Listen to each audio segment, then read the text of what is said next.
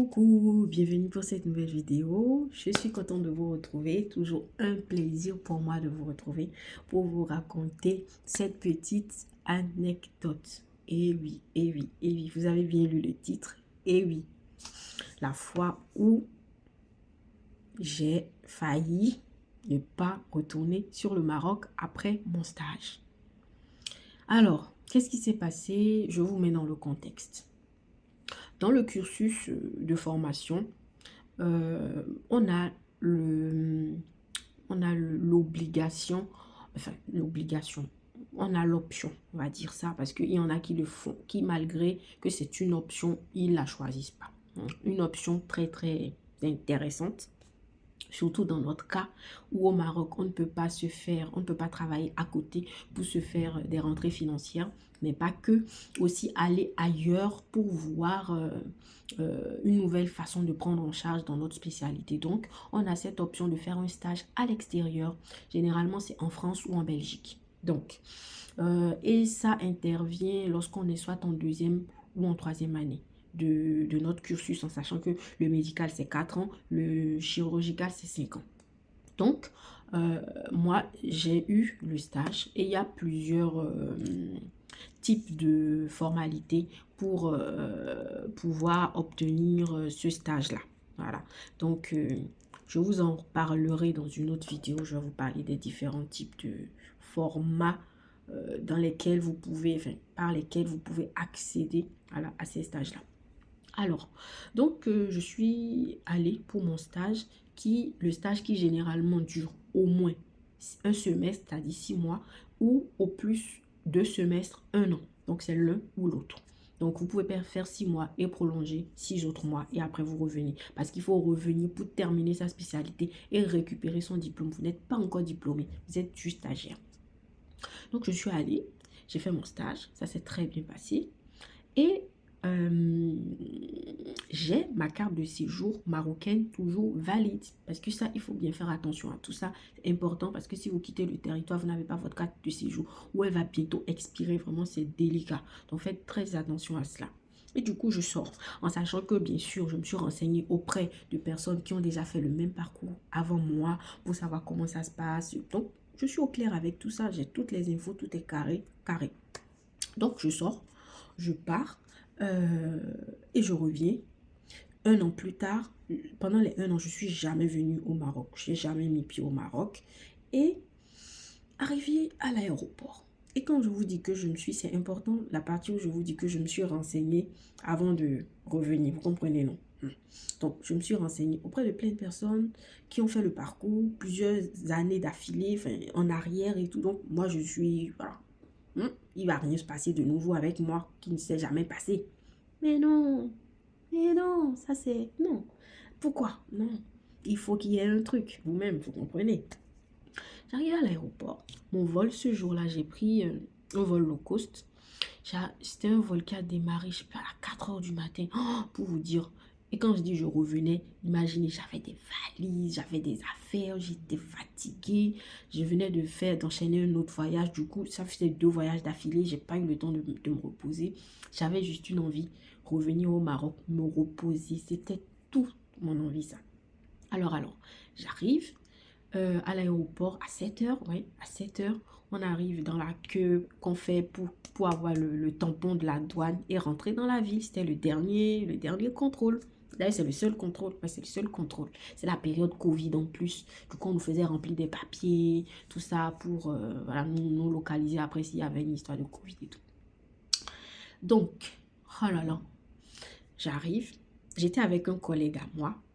Donc, voilà, c'est très important dans ces genres de cas-là. Ne soyez pas trop seul. Ne soyez pas seul. En tout cas, est-ce qu'on savait? On ne sait pas. De toute façon, on ne savait pas que ça allait se passer. Mais bon, tant qu'à faire. Donc, j'arrive à l'aéroport et je remets mon passeport et la carte de séjour ou pas? Ah non, je remets mon passeport. La personne, il regarde. Et il me dit, je suis sortie, ça fait plus de 6 mois. Déjà, il met du temps. En sachant que je suis allée trop tôt. Il y a une chose, sachez-le. Enfin, je vous dis ça, il faut le vivre pour comprendre. vous me direz, à chaque fois que vous voulez prendre l'avion, dans les deux sens, sortez toujours. C'est vrai qu'on dit d'être à l'aéroport 3 heures avant, mais vraiment, sortez tôt. Mais vraiment tôt. Parce que généralement, quand on arrive à l'aéroport, quand on est noir, en tout cas au Maroc, ah ben ça met du temps. Les contrôles sont longs. Ils sont vraiment longs, mais très très longs. Entre le passage à la loupe, l'appel d'autres collègues pour vérifier l'authenticité du passeport. En fait, ça prend énormément de temps quand on est noir. Ceci n'est pas pour parler de ce que vous savez. Je ne mettrai pas le mot, sinon je pense que ma vidéo va être machin. Mais c'est un fait en fait. Je ne suis pas la seule qui a fait ce constat-là. Du coup, ça peut te mettre en retard. Tu sais que tu n'as rien à te reprocher, tu es confiant, tu arrives un peu, enfin, juste à quelques minutes et tout, mais ça peut te mettre en retard en fait, parce qu'ils don't care, ils s'en foutent, tu vois.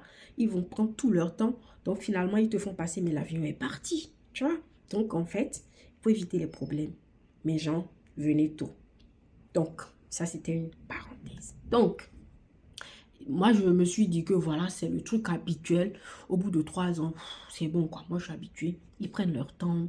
Ils appellent X, ils appellent Y. Je me dis, oh là là là là. Donc, ça va encore prendre du temps, comme d'habitude. Jusque-là, ça va. Rien de nouveau, rien de... Voilà. Et jusqu'au moment où il revient. Enfin, après, ça fait 10 minutes. Hein, 10 minutes. Et je me dis, ok. Et le monsieur, en sachant que, je fais encore une autre parenthèse, le Maroc est particulier dans ce sens où, même dans les administrations, il peut se faire que la personne, votre interlocuteur, le dépositaire de la loi, peut ne pas comprendre correctement le français. Pas du tout.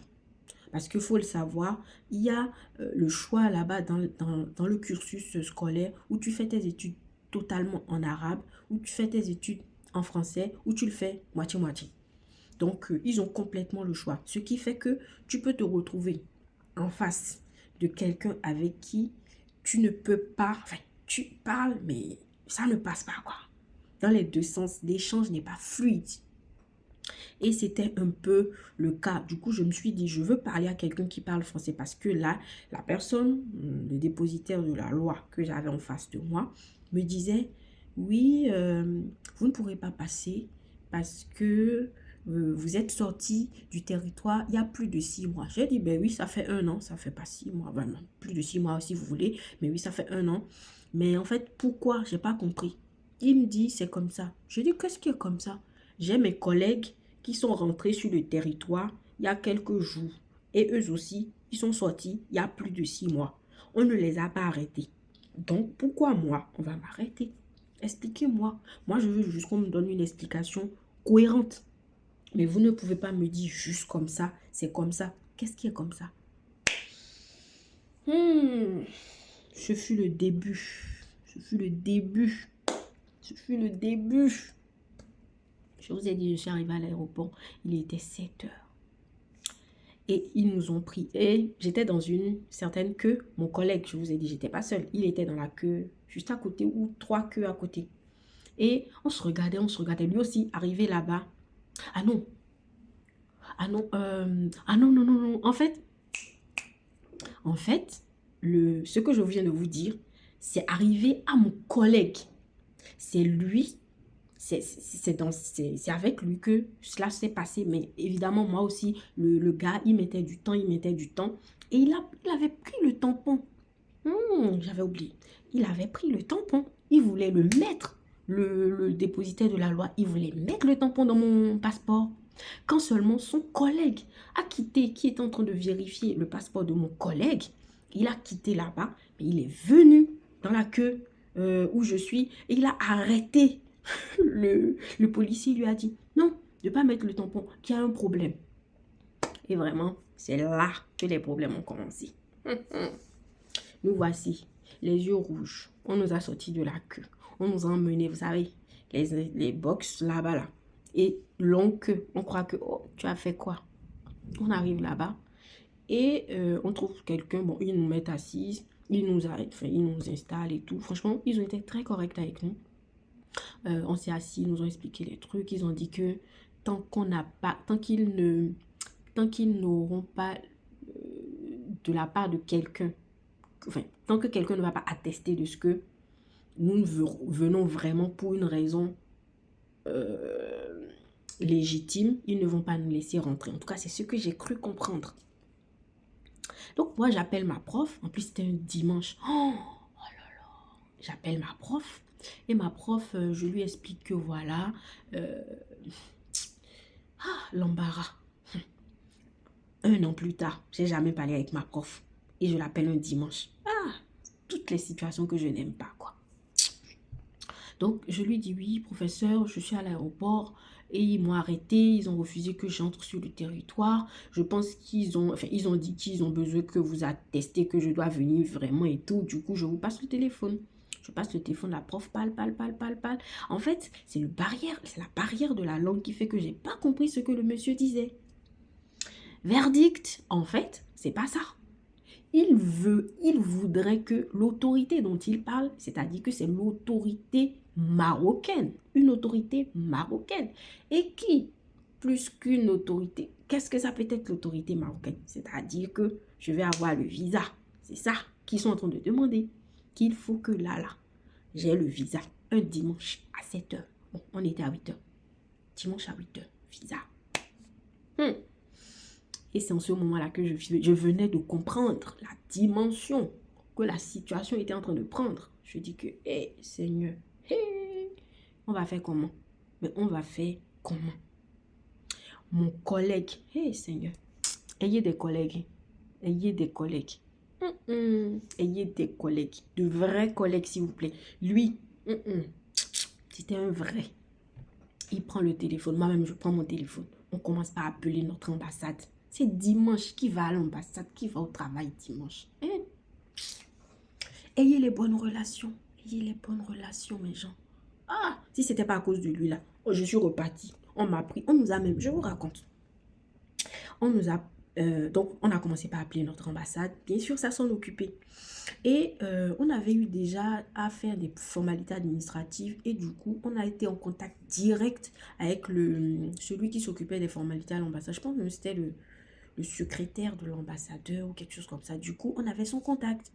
Et lui, mon collègue, il avait plus d'affinité avec lui que moi. Donc, lui, il a contacté directement. Et on a appelé nos parents aussi. On leur a dit, si vous connaissez des gens, commencez pas à faire tout pour qu'on puisse décanter la situation. Donc, tout ça, tous ces efforts combinés ont permis de joindre le secrétaire. Et là, je pense qu'on était dans les 11 heures. Et donc, on parle avec lui, on lui explique toute la situation et tout. Et il nous dit que, ok, qu'il verra ce qu'il va faire. Donc, pendant ce temps, nous, on est juste là et on attend. Entre deux, il y a un monsieur qui vient. Cette fois-ci, il parle très bien français. Et il nous a dit comme quoi, si notre situation n'est pas résolue, ça, c'était pas une info qu'on avait au début. C'est à l'instant là qu'on l'a. Et je pense qu'on était sous les coups de 15 heures. 15 heures quand il nous a dit ça. Parce que je me rappelle, parce qu'on on s'est dit, il faut qu'on aille manger. C'était dans les environs de 15 heures. Il nous a dit que si notre situation n'est pas résolue avant le dernier vol de la compagnie qui nous a ramenés, enfin, voilà, avant le dernier vol de la compagnie qui nous a ramenés, ils nous prennent les vols sur la destination d'où nous venons. C'est pas un échange, c'est pas une demande. On n'a pas besoin de savoir si vous avez l'argent ou pas. Je pense que c'est un truc légal, législatif, parce que la compagnie se doit de nous ramener sur la destination d'où nous venons parce qu'ils n'ont pas vérifié le fait qu'on puisse accéder au territoire. Donc, c'est de leur ressource. Donc, en fait, on ne paye rien même. Ils nous ramènent seulement. Mais nous, on ne veut pas partir. Pourquoi on va partir? Mais c'était chaud. Hein. Quand je vous dis ça, oh là là, c'était chaud, c'était chaud. On a été manger, franchement le stress. Je sais pas si je vais retrouver une vidéo ou un truc que j'ai filmé dans la période. Je vais vous mettre ça. J'ai filmé ça, je me suis dit quand la situation sera passée là, je vais revoir ça pour me rappeler. Donc finalement, pour faire court, sinon on va pas quitter là, pour faire court, le secrétaire de l'ambassadeur était, on le harcelait, on lui disait comment ça va, parce que eux aussi. Ah, je m'en fous, tonton, je te jure.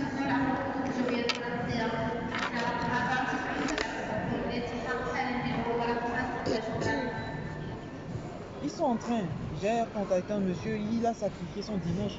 Il est là-bas actuellement, il est en train de faire les démarches depuis le matin. Oui, le pauvre, je l'ai appelé tranquillement, il était chez lui. Je l'appelle, il a été obligé d'aller au boulot. Et depuis, il est là-bas. Il est là-bas en train de...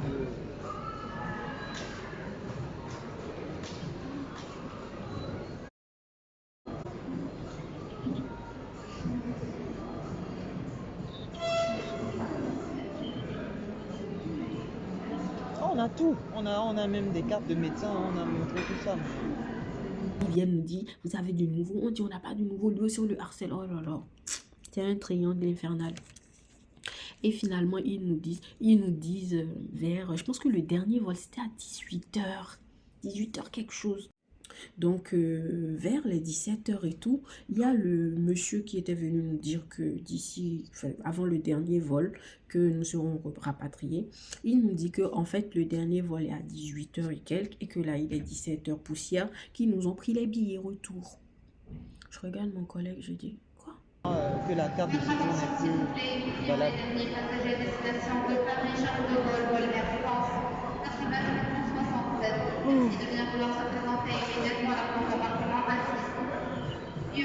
Je te jure, je te jure.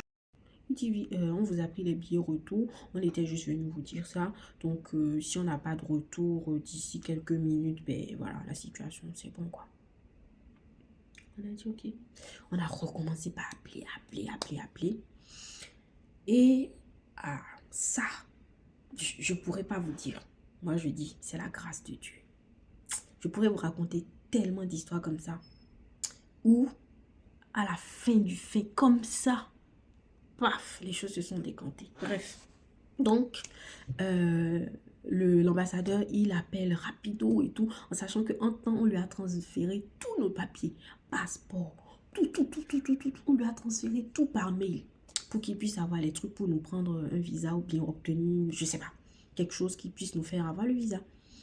Et il vient, le monsieur revient une dernière fois, il dit, non, l'ambassadeur qui appelle mon collègue qui dit, c'est bon, à quelques minutes, et qui lui dit, c'est bon, votre situation est résolue. J'ai pu vous avoir une autorisation de visa pour 7 jours, le temps que vous régularisez votre situation. Donc, c'est ce qu'on a pu obtenir. C'est déjà pas mal. Ça fait au moins qu'on ne va pas s'en aller. Donc, voilà un peu comment est-ce que les choses se sont passées finalement. Maintenant, vous me direz, il était 18 h par là, quand ça s'est passé. Vous me direz que c'est bon, on part. Mais non, c'est pas bon. Maintenant, pour nous donner le visa, parce que le visa, ils vont nous le donner là, en express, à l'aéroport, là. On était déjà à 23 h. Ne me demandez pas, je ne pourrais pas vous expliquer. On était à 23 h. Donc, c'est à 23 h qu'on nous fait le visa. Et ce qu'on nous explique en gros, je dis ça pour que ça puisse vous servir. C'est vrai, c'est voilà. Mais à partir du moment où cette situation s'est passée avec nous, ce fut une alerte pour tous les autres médecins, toutes les autres personnes qui vont en stage et qui ne font pas attention à ce détail-là. Ce fut une grosse alerte parce que ça ne s'est jamais passé. J'ai compris par la suite qu'en fait, c'est une règle qui existait. Elle n'a pas surgi de nulle part ce jour-là, mais elle n'a jamais été appliquée. Et c'est tombé comme ça par hasard sur nous en fait. Et depuis ce jour-là, je pense qu'ils ont révisé la règle et c'est passé dans la tête de tout le monde et plus personne ne laissera passer en fait. Donc, si vous allez en stage, la leçon, la morale de cette histoire, c'est celle-ci. Si vous allez en stage en dehors du territoire marocain et que vous allez faire 2 semestres, faites bien attention à revenir sur le territoire marocain, ne serait-ce que prendre un billet. Vous venez le matin, vous repartez le soir. C'est bon, vous avez coupé le truc. En fait, il ne faut pas faire plus de 6 mois hors du territoire. Donc, vers les 5 mois, vous venez et vous repartez. Vous voyez un peu. Donc, c'est ça ma petite... ce que je voulais partager avec vous. Et donc, j'espère que ça va vous aider pour vraiment éviter les charges mentales inutiles. Parce que ça, je vous raconte ça aujourd'hui, 2 ans plus tard. Mais c'était pas du tout ça. En plus, c'était une période où je devais préparer mon mémoire, préparer mes examens. J'avais pas de thème de mémoire. Je soutenais. Je vous laisse. Ça, je vais faire un autre story time pour ça après. C'est une histoire. Donc voilà. J'espère que ma petite anecdote ou story time vous a plu. N'hésitez pas à me faire des retours. Et sur ce, on se dit à la prochaine vidéo. Tchuss!